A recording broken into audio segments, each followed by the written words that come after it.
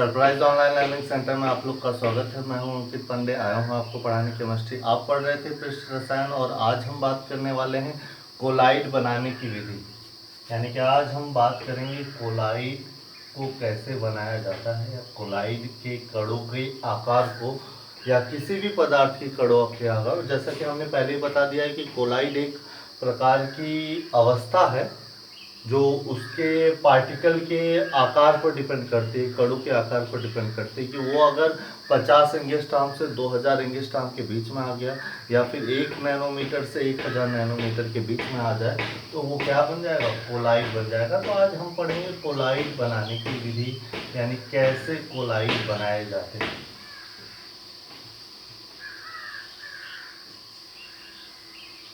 देखिए, कोलाइड बनाने की विधि और इसको जानने से पहले हम ये बताएंगे कि जो हमने प्रीवियस क्लास में देखा हुआ था कि कोलाइड को कितने प्रकार में बांटा गया, तो वहाँ पे हमने देखा था कि कोलाइड को 3 भागों में बांटा गया। लेकिन आज मैं एक और आपको बताना चाहूँगा कि कोलाइड एक्चुअली में कितने एक और टाइप हम कर सकते हैं जो उसके आयन से क्रिस्टलाइज कर सकता है। कि आयन के आधार पर कोलाइड जो है 3 प्रकार के हम बांट सकते हैं। आयन के आधार, किसके आधार पर? आयन के आधार पर। एक तो जो उदासीन नेचर दिखाए, जिस पर कोई चार्ज ना हो, एक धनात्मक कोलाइड दिखाए, धनात्मक कोलाइड, और एक हम क्या लगाएं, ऋणात्मक कोलाइड। देखिए, बताना बहुत ही जरूरी है, इसलिए जो है इसे आप समझ लीजिए कि कोलाइड ऐसे भी हो सकते हैं जो उदासीन में हो, कोलाइड ऐसे भी हो सकते हैं जो धनात्मक कोलाइड प्रदर्शित करते हो, और कोलाइड ऐसे भी हों जिन्हें ऋणात्मक कोलाइड में क्रिस्टलाइज कर सकते हैं। उदासीन में जैसे सल्फर हो गया, FeOH का होल थ्राइज हो गया, AH2S3 हो गया, और हम बात कर सकते हैं Ag हो गया, एक्सेट्रा एक्सेट्रा। इतने टाइप के हो सकते हैं जो उदासीन नेचर में है। धनात्मक में आपको कैसे मिलेगा, जैसे आपको हम बता दें कि करीब जो है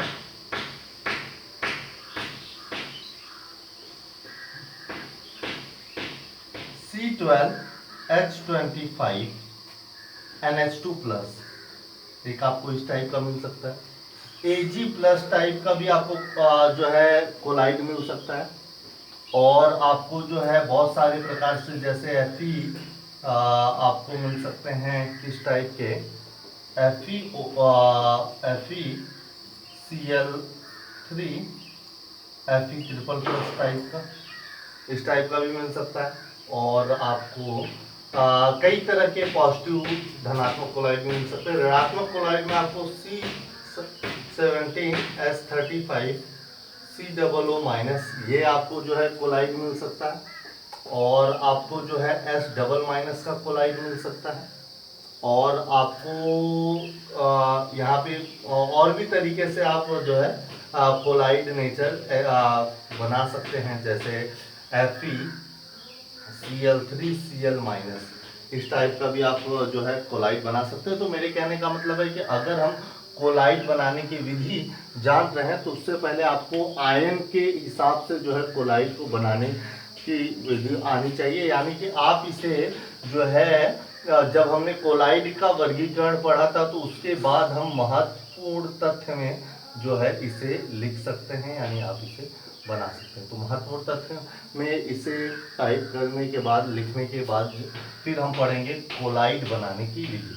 तो याद रहे, देखिए हमने पहले ही बताया था कि कोलाइड विलयन का जो आकार होता है वो कहाँ से कहाँ तक होता है, 1 नैनोमीटर से कहाँ तक होता है, 1000 नैनोमीटर के बीच में होता है। जिनका 1 नैनोमीटर से भी कम होता है वो एक ऐसे पार्टिकल जिन्हें हम क्या कहते हैं, सॉल्यूशन कहते हैं, विलयन कहते हैं, यानी कि वास्तविक विलयन कहते हैं, वास्तविक ट्रू सॉल्यूशन, वास्तविक विलयन कहते हैं। एक तो ये होते हैं जिनका 1 नैनोमीटर से भी कम पार्टिकल होता है, और एक जिनका 1000 नैनोमीटर से भी अधिक पार्टिकल होता है, उसे हम निलंबन कहते हैं, सस्पेंशन सॉल्यूशन कहते हैं, निलंबन कहा जाता है इसे। तो एक तरीका ये होता है। अब इसमें क्या है कि सॉल्यूशन वाले विलयन जो कि छोटे छोटे कणों के आकार के हैं, छोटे छोटे हैं, और निलंबन जो कि बड़े बड़े आकार के हैं। अब हमें क्या चाहिए कि या तो ये जो वास्तविक विलयन के अणु है जिनके कणों का आकार छोटा छोटा है वो चेंज होकर थोड़े से बढ़ जाए, थोड़े से बढ़ जाए, या फिर निलंबन वाले अणु जो है वो थोड़े से क्या है टूट जाए, घट जाए, या पार्टिकल उनके जो है अलग अलग हो जाए और फिर 1 नैनोमीटर से 1000 नैनोमीटर के बीच में आ जाए। तो इस टाइप की जो कंडीशन हमारी बनेगी वो हमारी बनेगी कोलाइड। अब यहाँ पे हम जान रहे हैं कि छोटे छोटे अणु आपस में जुड़ के कोलाइड बना ले, या तो बड़े बड़े अणु आपस में टूट कर कोलाइड बना ले। तो इस तरीके से जो है कोलाइड बनाने की हमें यहाँ 2 टाइप की विधि मिल रही है। एक विधि तो मिल रही है संघनन विधि, यानी कोलाइड बनाने की कितने टाइप हैं, 2 विधि हैं। एक तो है संघनन विधि, संघनन विधि। इसमें क्या होगा कि छोटे छोटे अणु जो है आपस में जुड़कर बड़े अणु का निर्माण करेंगे। और एक है परिक्षेपण विधि। क्या है, परिक्षेपण विधि। एक क्या है हमारा विधि, एक है संघनन विधि और एक है हमारा क्या, परिक्षेपण विधि। अच्छा, इसमें जो है आप यहाँ पे देखेंगे कि जो है संघनन विधि, इसी को हम रासायनिक विधि भी कह सकते हैं। और एक आ जाएगा अपना परिक्षेपण विधि। और परिक्षेपण विधि में किस टाइप के होंगे इसको हम जो है समझ लेंगे। तो आगे चलते हैं और हम बात करते हैं सबसे पहले संघनन विधि या फिर रासायनिक विधि के बारे में। तो संघनन विधि यानी कि हम जो है रासायनिक विधि के बारे में सबसे पहले बात करते हैं। और इसमें देखिए 4 टाइप आएंगे। हम बताएंगे कि भाई रासायनिक विधि, कोलाइड बनाने की रासायनिक जो विधियाँ होती हैं वो 4 टाइप की होती हैं। एक तो होता है अपचयन विधि, अपचयन विधि। दूसरा होता है ऑक्सीकरण विधि, ऑक्सीकरण विधि। तीसरा होता है जो है आपका क्या कहेंगे उसे, जो है जल अपघटन विधि, जल अपघटन विधि। और चौथा आएगा आपका जो है उभय अपघटन विधि, उभय अपघटन विधि। अब अपचयन विधि हमारा क्या है, यहाँ पे देखेंगे कि ऐसे पार्टिकल जिनका जो है क्या हो जाए, अपचयन हो जाए, और अपचयन होने के पश्चात वो जो है किसमें परिवर्तित हो जाए, कोलाइड में परिवर्तित हो जाए। तो ऐसे विधि को हम क्या कहेंगे, अपचयन विधि कहेंगे। अब इसमें अपचयन यहाँ पे विशेष रूप से ध्यान देंगे कि किसका हम करा सकते हैं। जैसे एक है हमारे पास AgCl का सॉल्यूशन या फिर विलयन, जली विलयन है AgCl का। तो AgCl में एक्चुअली हमें अपचयन कराना है, तो हम ऐसा कुछ एक पार्टिकल लेते हैं जिस, देखिए यहाँ पे आपको Cl निकालना है ताकि वो केवल क्या रह जाए, Ag में रह जाए। और Ag हमारा क्या बन जाएगा, कोलाइड बन जाएगा। क्या बन जाएगा, कोलाइड। और प्लस अब यहाँ पे एक ऐसा पार्टिकल ले लें, एक ऐसा पदार्थ ले लें जिसके पास ऑलरेडी Cl हो लेकिन कम Cl हो। जैसे FeCl2, अगर हम FeCl2 लेते हैं तो इसके पास ऑलरेडी Cl है, जो कि Cl को क्या कर लेगा, एक्सेप्ट करके क्या बना लेगा, FeCl3 बना लेगा। या फिर आप इसकी जगह पे क्या ले सकते हैं, SnCl2 ले सकते हैं। तो SnCl2 को भी अगर मिल जाएगा Cl तो ये SnCl4 में कन्वर्ट हो जाएगा। तो उसके लिए हमें क्या करना होगा, यहाँ 2AgCl और 2Ag लेना होगा। तो अगर Fe की बात करेंगे तो हम आप बैलेंस अपने हिसाब से कर लीजिएगा। तो 2 रिएक्शन आपके सामने निकल के आएगा। एक तो होगा कि भाई 2AgCl SnCl2 के साथ अभिक्रिया करके जो है क्या बना ले, 2Ag प्लस SnCl4 बना ले, या फिर आप FeCl3 वाले कंडीशन से भी बना सकते हैं। तो ये हो गया हमारा अपचयन विधि, जिसकी सहायता से हम जो है कोलाइड बना सकते हैं। दूसरा क्या है, ऑक्सीकरण विधि। इस विधि में हमें जो है ऑक्सीकृत करना होता है पदार्थ को, और हमें ऑक्सीकृत करने के पश्चात जो है क्या बनाना होगा, कोलाइड बनाना होगा। तो हम एक सल्फर ले लेते हैं, जो सल्फर से हमें बनाना है। मान लेते हैं हमारे पास H2S का जली विलयन है, H2S का जली विलयन है, और इसको हमें ऑक्सीकृत कराना है, यानी ऑक्सीजन से हम रिएक्ट करा दें, सल्फर अलग हो जाए। सल्फर अगर अलग हो जाएगा तो वो क्या बना लेगा, कोलाइड बना लेगा। और जल हमारा क्या बन जाएगा, H2O बन जाएगा। यहाँ पे हम ½ O2 ले लेते हैं। तो ये बहुत ही सिंपल तरीका है। किसका हो गया? ये ऑक्सीकरण का। यहाँ पे आप देख सकते हैं कि यहाँ पे ऑक्सीकरण संख्या -2 से 0 हो रही है, यानी क्या हो रही है? वृद्धि हो रही है। वहां पे हम अपचयन वाले केस में क्या लिए थे? हमने लिया था AgCl plus FeCl2 equal to Ag plus FeCl3। अब यहाँ पे इस केस में क्या बना था? हमारा Ag की ऑक्सीकरण संख्या जो है +1 था और यहाँ पे Ag की ऑक्सीकरण संख्या 0 है। ऑक्सीकरण संख्या में कमी आई और ऑक्सीकरण संख्या में कमी आई तो अपचयन कहलाता है, यानी ये अपचयन विधि हो गया। और यहाँ पे हम क्या देख ले रहे हैं? H2S सल्फर में कन्वर्ट हो जा रहा है और ऑक्सीकरण संख्या -2 से 0 हो जा रही है, वृद्धि हो जा रही है, बढ़ जा रहा है, तो वो कैसा हो गया? ऑक्सीकरण विधि हो गया। अगला टॉपिक हम पढ़ते हैं जल अपघटन विधि। अब जल अपघटन विधि में हम क्या देखेंगे? ऐसा कि जल अपघटित करना है। जल अपघटित किसका करना है? ऐसे पार्टिकल का जो जल अपघटित होकर क्या बना ले? हमारा जो है कोलाइड बना ले। तो यहाँ तो हम लेंगे जो है FeCl3 एक जलीय विलयन, यानी इसका जब हम जल से अपघटन कराते हैं यानी कि जल अपघटन कराते हैं तो FeCl3 एक्चुअली में FeOH का होल थ्राइस क्या बना लेता है? FeOH का होल थ्राइस, जो कि एक कोलाइड है। और साथ में क्या निकल जाता है आपका? HCl, तो 3HCl निकल जाता है। यहाँ पे हम 3 से मल्टीप्लाई कर देंगे और ये रिएक्शन हो जाएगा हमारा सॉल्व। तो ये जल अपघटन है कि अगर हमने FeCl3 का जल अपघटन करा दिया तो भी हमारा FeOH का होल थ्राइस और HCl बन जाएगा। ये विशेष रूप से ध्यान देंगे। उभय अपघटन क्या होता है? उभय अपघटन एक्चुअली में पार्टिकल एक दूसरे से एक्सचेंज हो जाए, या तो इस तरीके से समझे या तो जल अपघटन का अपोजिट समझे। जल अपघटन में जल से रिएक्ट कराते हैं, उभय अपघटन में जल बाहर निकलना चाहिए। उभय अपघटन में क्या होना चाहिए? जल बाहर निकलना चाहिए और जल अगर बाहर निकल गया तो हमारा ये रिएक्शन कंप्लीट हो जाएगा।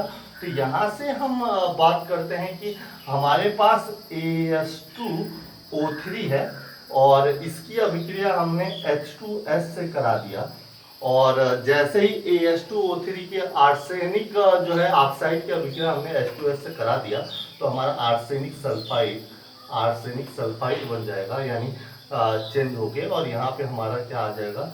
H2O बाहर निकल जाएगा। यहाँ पे हम ये भी समझ सकते हैं कि ऑक्सीजन ने सल्फर के पोजीशन को एक दूसरे से चेंज कर लिया और सल्फर चेंज होने के बाद ये हमारा क्या बन गया? कोलाइड बन गया। तो ये हमारी रासायनिक विधि थी फर्स्ट टाइप की, जिसके 4 प्रकार हैं आपके, जिसमें हम ये क्या कर रहे हैं? कोलाइड विलयन बना ले रहे हैं। चलिए अब हम अगला विधि बात करते हैं जो है संघनन विधि की बात कर लेते हैं। परिक्षेपण विधि परिक्षेपण विधि की बात कर लेते हैं। किसकी बात कर लेते हैं? परिक्षेपण विधि। अब परिक्षेपण विधि में हमें मोस्टली 2 विधियां बहुत ही इंपॉर्टेंट पढ़नी है। एक विधि पढ़नी है आर्क विधि और दूसरा मोस्ट इंपॉर्टेंट पेप्टीकरण विधि पढ़नी है, पेप्टीकरण। और दोनों ही इंपॉर्टेंट आते हैं, यानी कि दोनों को ही बहुत बार पूछा गया है। तो ये विशेष रूप से हमें ध्यान रखना है कि कैसे करना है। तो आर्क विधि की सबसे पहले हम बात करेंगे। चलिए शुरू करते हैं। आर्क विधि, एक्चुअली में आर्क विधि होता क्या है?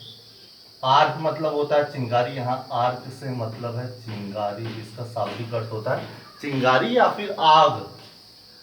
ये भी हम इसका जो है अर्थ निकाल सकते हैं। तो आर्क विधि होता है। अब ये क्या करते हैं कि पहले तो हम एक बड़ा सा पात्र ले लेंगे। क्या ले लिया हमने? बहुत बड़ा पात्र ले लिया और इसमें हमने एक छोटा सा पात्र और ऐड कर दिया। मतलब 2 पात्र लेने हैं, एक बड़ा पात्र और एक छोटा पात्र। इन दोनों पात्रों के बीच में हमें बर्फ के टुकड़े रखने। ध्यान रखें, बर्फ का टुकड़ा रहना।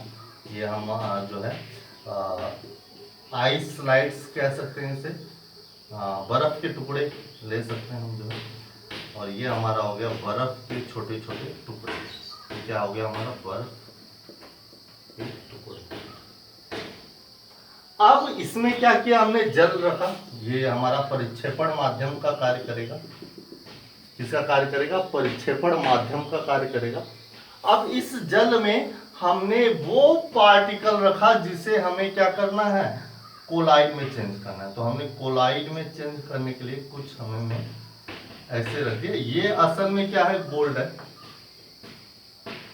अब इस गोल्ड के बड़े बड़े टुकड़ों को हमने इसमें रख दिया और अब हमने इसमें क्या किया? एक वैद्युत अपघट्य लगाया, यानी प्लस और माइनस का जो आर्क उत्पन्न कराने का काम करेगा, चिंगारी उत्पन्न कराने का काम करेगा, ये छड़ भी किसकी होनी चाहिए? गोल्ड की होनी चाहिए, एयू की होनी चाहिए।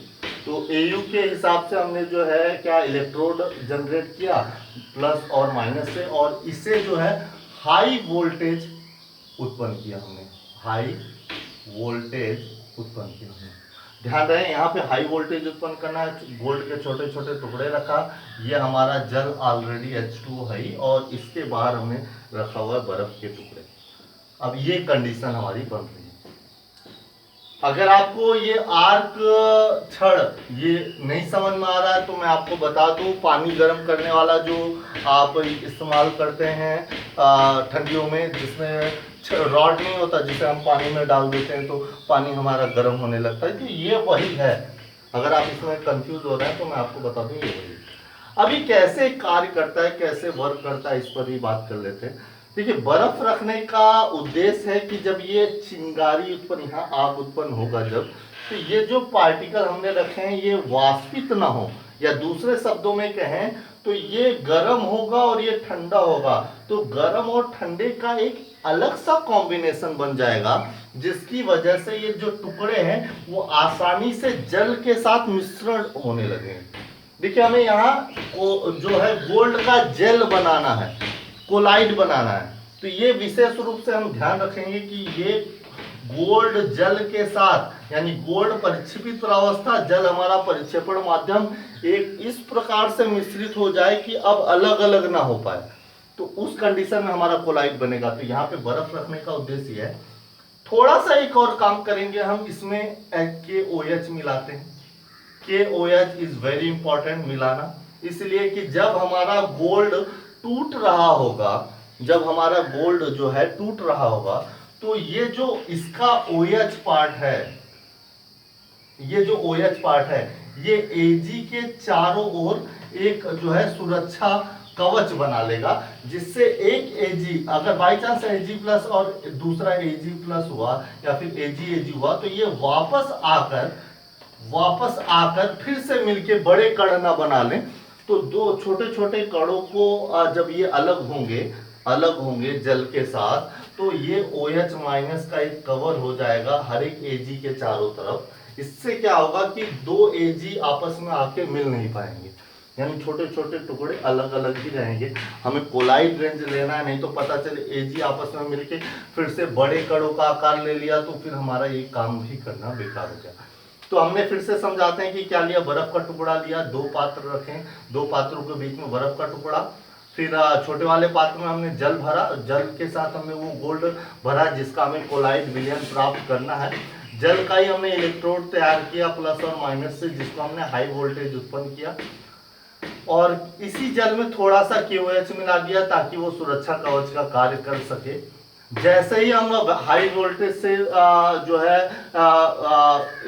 इलेक्ट्रिसिटी उत्पन्न कराते हैं, तो ये गोल्ड हमारा क्या होने लगता है, जल के साथ पिघलने लगता है, और पिघल के जो है सॉल्व बनाने लगता है, सॉलिड सॉल्व बनाने लगता है। तो इस कंडीशन में जो हमारा विलयन प्राप्त होता है, वो कैसा प्राप्त हो जाता है, कोलाइड विलयन प्राप्त हो जाता है। किसका कोलाइड प्राप्त हुआ, गोल्ड का। तो ये हमें इसे गोल्ड सॉल्व भी कह सकते हैं। तो Ag का सॉल्व हमें ये प्राप्त हुआ। तो ये एक विधि थी आर्क विधि। उम्मीद करता हूँ सबसे अच्छी तरीके से आपको जो है समझ में आ गया होगा किस तरीके से मेन काम इसके फिगर में ये, चित्र में ये, अगर आपने चित्र अच्छे से बना लिया तो आप एक्सप्लेन भी अच्छे से कर ले जाएंगे। एक्सप्लेन आपको 2 स्टेप में करना है। पहले स्टेप में आपने क्या क्या बनाया है कि भाई हमने एक बड़ा पात्र रखा, उसके अंदर बर्फ के छोटे छोटे टुकड़े भरकर उसके अंदर एक छोटा पात्र रखा जिसमें हमें आर्क उत्पन्न कराना है। उस छोटे से पात्र में हमने जल भरा और जल में हमने जो है वो गोल्ड भरा जिसका हमें जो है जिसे हमें कोलाइड में परिवर्तित कराना है। एक गोल्ड का और इलेक्ट्रोड तैयार किया गया जिसे एनोड और कैथोड के माध्यम से हाई वोल्टेज उत्पन्न कराना है। जल में थोड़ी सी मात्रा में हम KOH भी मिला देते हैं, जिससे छोटे उत्पन्न हुए छोटे छोटे Ag पार्टिकल आपस में जुड़कर वापस जो है अट्रैक्ट ना कर सके। क्योंकि ध्यान दीजिए Ag के चारों तरफ OH माइनस बनेगा, Ag की तरफ चारों तरफ OH माइनस बनेगा, और OH माइनस और OH माइनस एक दूसरे को क्या करेंगे, प्रतिकर्षित करेंगे, ना कि आकर्षित करेंगे।